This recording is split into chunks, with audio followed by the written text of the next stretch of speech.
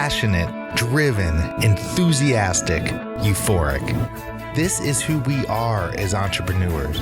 But how we leverage these incredible attributes to dream and build businesses that scale and grow is what this podcast is all about. Hello, I'm attorneypreneur Josh Brown, and welcome to Franchise Euphoria. Hello, everybody. Josh Brown here, back for another episode of Franchise Euphoria. Hope you are doing fantastic. I know I am. Really excited for the spring right now. The weather's turning, feeling warmer. I don't know where you're listening from, but I'm in Indiana, where it has been cold, but we are finally turning that corner. So I am super psyched about that. Today, again, you're just going to get me. No interview today, but I do want to talk about something that is really something that a lot of people have asked me about, first and foremost, but also I'm seeing more and more questions regarding this. And that is, when you go and buy a franchise, should you just look at buying one franchise, or should you look at the opportunity of becoming an area developer for that franchise system? Now, you may not even know what that is. And so let me take a minute here to explain that. When you look at buying a franchise, a lot of times a franchise system, if you are one of the first in a particular state or in a particular area, or if a franchisor is looking to expand perhaps rapidly, or just perhaps they want to expand through one particular area, they will look for what's called an area developer. And what that is somebody who is really kind of a quasi franchisor and franchisee, because typically with an area developer, what's required by the franchisor, just in general, is that the person who is the area developer for, let's say it's a particular state. Let's say you have an area developer for the state of Indiana for some franchise, and their job is to help that franchisor expand through the state of Indiana. Well, most of the times they have to actually be a franchisee themselves. So they have to usually purchase one or perhaps several franchises within the state, but then they're also charged with the responsibility of developing the entire territory that they're provided.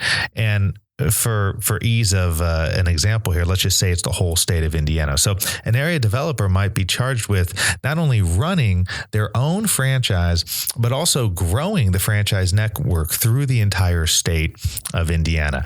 And for a lot of people, this is a really interesting and exciting opportunity.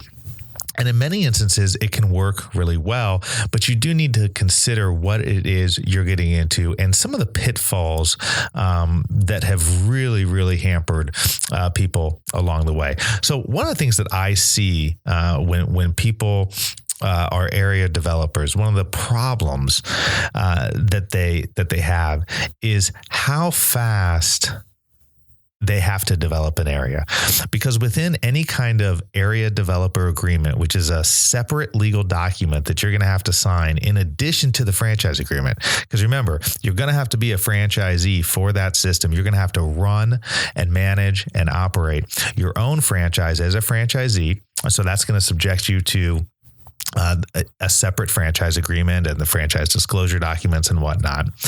But then to be an area developer, that's a whole separate agreement.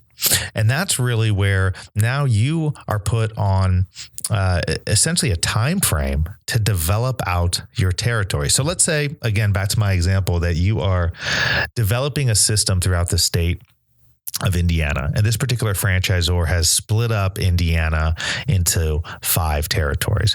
What typically will happen is there'll be a schedule that's associated with your area developer agreement as an attachment, and it'll break out by year when you have to have certain locations open, or in other words, when you have the time frame within which you have to find other people to purchase the franchise. And if you don't stay within that time frame, technically you are in breach of that agreement, and your area development relationship can be terminated. This happens all the time. And so it's a very, very, very big risk whenever you're putting yourself on a timetable over a significant period of time. Let's say it's 5, 6, 7 years to develop a whole territory. I mean, gosh, there's a whole lot of things that can happen over that time frame. And that's typically where problems arise, in that a franchisor can be doing well and maybe the economy is particularly good for that business. But over a period of time, things change. Things change on a national level, things change on a state and local level. And so the impact of that over time can significantly impact your ability as the area developer to build out that brand within the state or within the state of Indiana, for this example. And so, but you don't get a pass for that. You don't get a pass because the economy took a turn. You don't get a pass because something in your industry went astray. And so this is something you really need to give really significant thought to before you sign on the dotted line, because just like a franchise agreement, you are paying an upfront fee to the franchisor for the opportunity to be an area developer.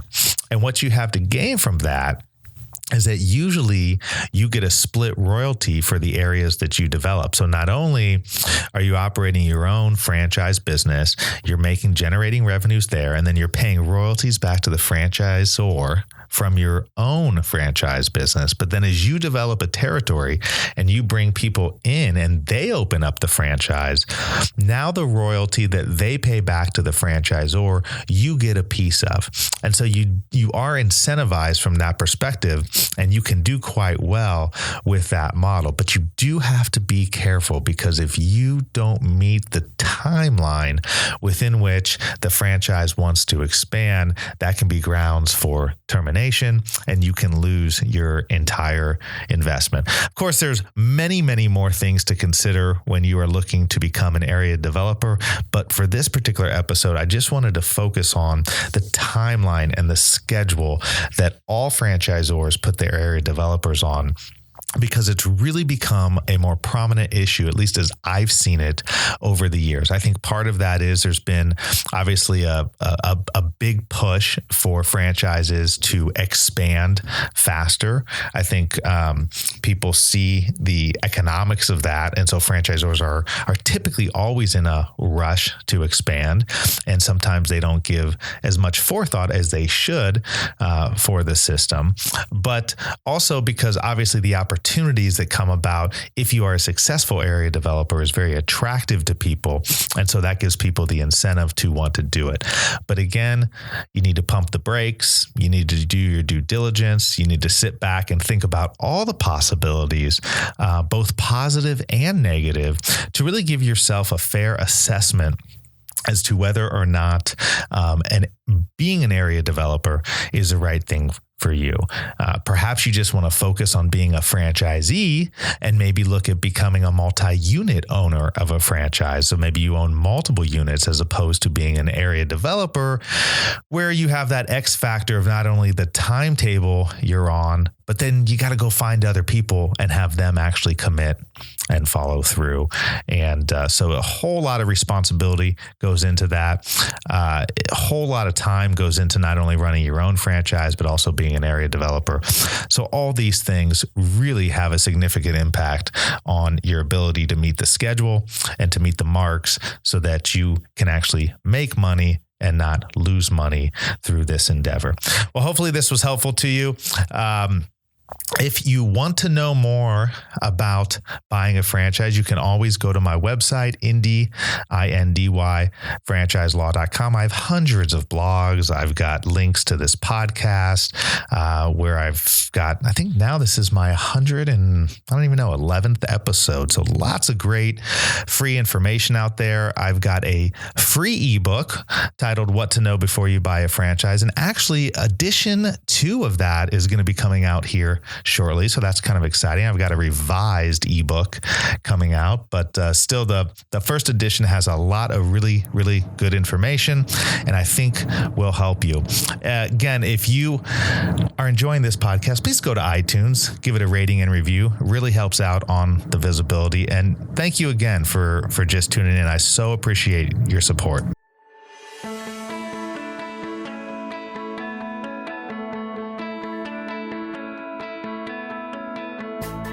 Thanks for being with us today on the Franchise Euphoria podcast. If you enjoyed this episode, please be sure to go to iTunes and provide a review.